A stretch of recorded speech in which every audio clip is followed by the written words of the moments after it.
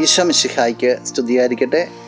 പ്രിയ സഹോദര സഹോദരി, നിനക്ക് നല്ല ഒരു ദിവസം നേരിയ ഈശോ നിൻ്റെ ജീവിതത്തെ സമർത്ഥമായിട്ട് അനുഗ്രഹിക്കട്ടെ എന്ന് പ്രാർത്ഥിക്കുന്നു. വിശുദ്ധ യോഹന്നാൻ അറിയിച്ച സുവിശേഷം 10-ാം അധ്യായം 10-ാം തിരുവചനം ഇങ്ങനെ പറയുന്നു: മോഷ്ടിക്കാനും കൊല്ലാനും നശിപ്പിക്കുവാനുമാണ് കള്ളൻ വരുന്നത്. ഞാൻ വന്നിരിക്കുന്നത് അവർക്ക് ജീവനുണ്ടാകുവാനും അത് സമർത്ഥമായി ഉണ്ടാകുവാനുമാണ്. ക്രിസ്തു തന്നെ നല്ല ഇടയനായിട്ട് പറഞ്ഞുകൊണ്ട് അവതരിപ്പിച്ചുകൊണ്ട് ഈശോ പറയാണ്, കള്ളൻ വരുന്നതെല്ലാം എടുത്തു കളയാനായിട്ട്, നശിപ്പിക്കുവാനായിട്ട്, കൊല്ലാനായിട്ട്. എന്നാൽ ഞാൻ വരുന്നത് അതിന് നേരെ ഓപ്പോസിറ്റാണ്. ജീവൻ നൽകുവാൻ വേണ്ടി, സംരക്ഷിക്കുവാൻ വേണ്ടി, കൂടെ ഉണ്ടാകാൻ വേണ്ടി, എടുത്തുയർത്തുവാൻ വേണ്ടി.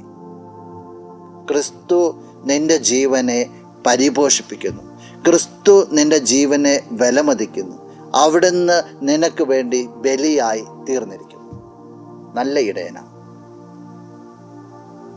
ഇങ്ങനെ നല്ലൊരു ഇടയൻ നിൻ്റെ കൂടെ ഉള്ളപ്പോൾ, നിന്നെ രക്ഷിക്കുവാനും സംരക്ഷിക്കുവാനായിട്ട് ഒരു ദൈവം ഉള്ളപ്പോൾ ചിന്തിച്ചോളണം, വേറെ ഏതെങ്കിലും ശക്തികളുടെ പിന്നാലെ നീ പോകുന്നുണ്ടോ?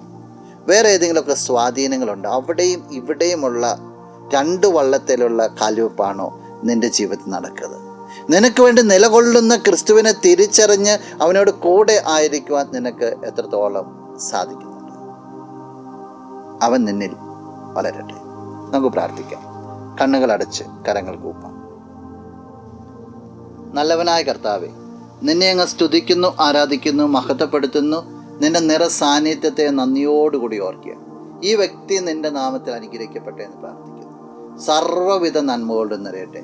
ഈശോയെ, നല്ല ഇടയനായ നിന്നോട് ഒട്ടിച്ചേർന്ന് മുന്നോട്ട് പോകാൻ സാധിക്കട്ടെ, ഇപ്പോഴും എപ്പോഴും എന്നേക്കും. ആമേൻ. ആരാധിച്ചിടാം, കുമ്പിട്ടാരാധിച്ചിടാം.